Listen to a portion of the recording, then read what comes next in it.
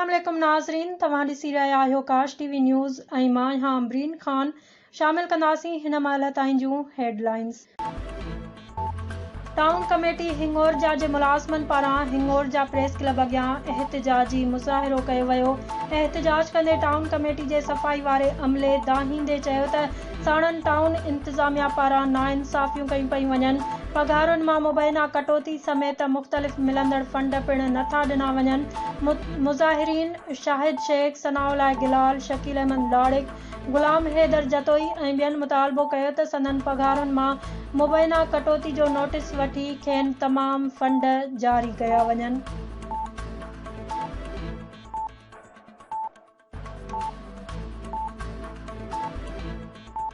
मेहराबपुर में ॿोॾि ऐं बारिश मुतासिरनि लाइ क़ाइमु कयल टेंट सिटी जो जुडिशल जज जमील हुसैन राजपर पारां दौरो कयो वियो। उन मौक़े ते जुडिशल जज जमील हुसैन राजपर पारां मुख़्तियार कार खे हुकुम ॾिनो त हू तमामु तरसियल मुतासिरीन खे तमामु तर सहूलतूं फ़राहम कनि त जीअं खेनि मुश्किलात दरपेश न अची सघे।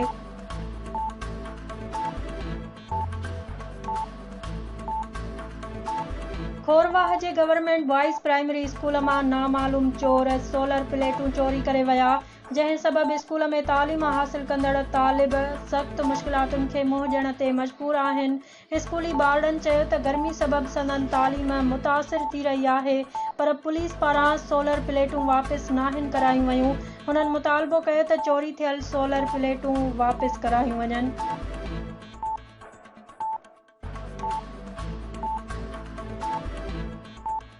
करमपुर जे ॻोठ रेहान खान नंदवाणी में गवर्नमेंट प्राइमरी स्कूल जी बिल्डिंग ज़बून हाल बणिजण सबबि ॿारड़ा खुलियल आसमान हेठि तालीम हासिल करण ते मजबूर आहिनि। स्कूल में चौदीवारी फर्नीचर समेत के बि सहूलतूं मयसर नाहिनि।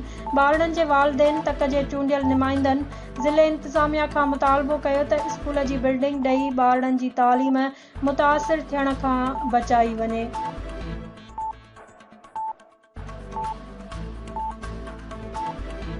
रिसालदार पुलिस जी सिंध बलोचिस्तान बॉर्डर जे इलाइक़े में कार्रवाई, जंहिं दौरान हिकु मग़वी बाज़ियाब। मग़वी जो तालुक़ रहीम यार ख़ान सां आहे, जेको कुझु वक़्तु बख्शापुर वेझो अगवा कयो वियो हो।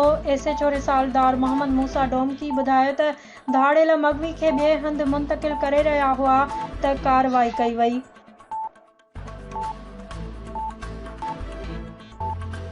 सूफ़ी शाह इनायत शहीद जे 314 उर्स मुबारक जूं तक़रीबूं अॼु खां झोक शरीफ़ में शुरू थी वयूं आहिनि। उर्स मुबारक जी तक़रीबुनि जो आगाज़ दरगाह जे गादी नशीन सूफ़ी अताउल्लाह शाह सतारी मज़ार ते चादर चाढ़े कंदा। उर्स मुबारक जी तक़रीबुनि में शिरकत लाइ अक़ीदतमंदनि जो वॾो अंगु पहुचणु शुरू थी वियो आहे। उर्स मुबारक जी तक़रीबुनि में सूफ़ी राग समेत मुख़्तलिफ़ रस्मूं पिणु अदा कयूं वेंदियूं।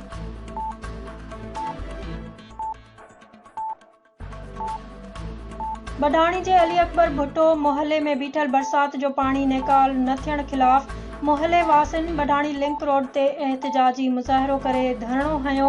उन मौक़े ते मुज़ाहिरीन चयो त 20 ॾींहं गुज़री वञण बावजूद इंतिज़ामिया पारां को बि तहरुक नाहे वरितो वियो, जंहिं सबबि मोहल्ले वासी सख़्त अज़ियत खे मुंहुं ॾेई रहिया आहिनि। बीठल पाणीअ में मच्छरनि जी अफ़ज़ाइश समेत जर जो पाणी ख़राब थियण लॻो आहे, जॾहिं त अचण वञण में शदीद मुश्किलातुनि खे मुंहुं ॾियणो पइजी रहियो आहे। हुननि मुतालबो कयो त बारिश जो पाणी फ़ौरी नेकाल करायो वञे।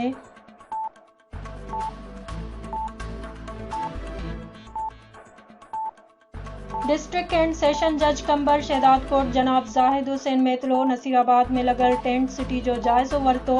टेंट सिटी जा इंतिज़ाम बहितर हुजण ते जनाब ज़ाहिद हुसैन मेतलो चयो त खेसि डिसिप्लिन सां लॻल ज़िले अंदरि पहिरीं बहितरीन टेंट सिटी नज़र आई आहे।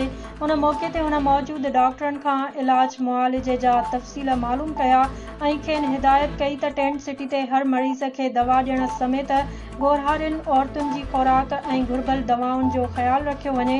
हुन चयो त इंतिहाई ॾुखी सूरत हाल आहे, मिस्किन माण्हू सख़्त परेशान आहिनि। हू मुतासिर अवाम जी हर मदद ऐं वाहर कंदा। उन सिलसिले में जेकॾहिं कंहिं बि ज़िम्मेवार आफ़ीसर कोताही कई त खेसि बख़्श न कयो वेंदो।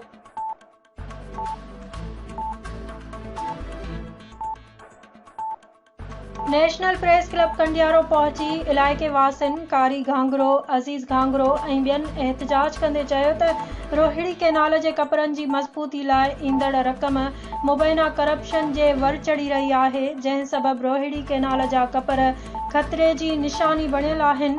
हुननि चयो त इरिगेशन ऑफिसर जे बासरनि माइटनि पिणु मुबैना करप्शन जो सिलसिलो जारी रखियो आहे, जंहिं जी जांच कराई वञे ऐं पथरनि जी पिचिंग जी रक़म समेत तमामु मिलंदड़ फंडनि जी ऑडिट कराए रोहिणी केनाल जे कपरनि खे मज़बूत कयो वञे।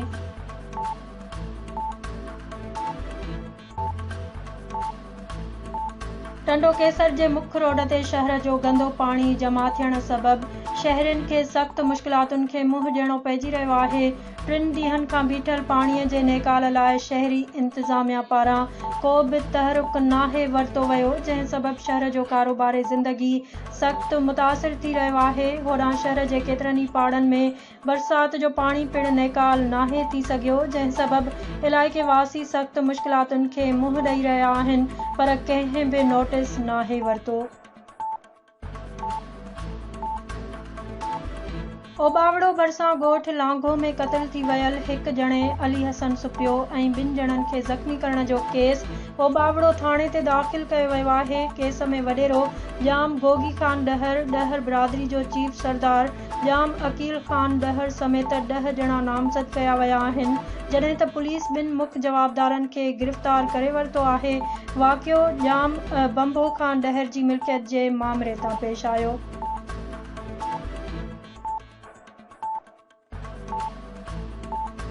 दादू में गैस्ट्रो वबा फहिलजण लॻी, गैस्ट्रो विघी हिकु ॼणो फ़ौत। फ़ौतीअ जी सुञाणप उस्मान खोसो तौरु थी, जेको मेहर जे ॻोठ हासिल खोसो जो रहिवासी ॿुधाए पियो वञे। फ़ौती ॿोॾि मुतासिर कैंप में तरसियल हो। क़ाज़ी अहमद में बरसात मुतासिरनि पारां टेंट न मिलण ख़िलाफ़ एहतिजाजी मुज़ाहिरो कयो वियो। एहतिजाज कंदे करीम घुलो, करीम बख्श मला ऐं ॿियनि चयो त 15 खां वधीक ख़ानदान खुलियल आसमान हेठि वेठल आहिनि, जिन खे खेमनि जी सख़्त ज़रूरत आहे, पर इंतिज़ामिया फ़राहम न पई करे। हुननि मुतालबो कयो त फ़ौरी तौर ते नोटिस वठी खेनि खेमा फ़राहम कया वञनि। वधीक ख़बरुनि ऐं अपडेट्स लाइ ॾिसंदा रहो काश न्यूज़।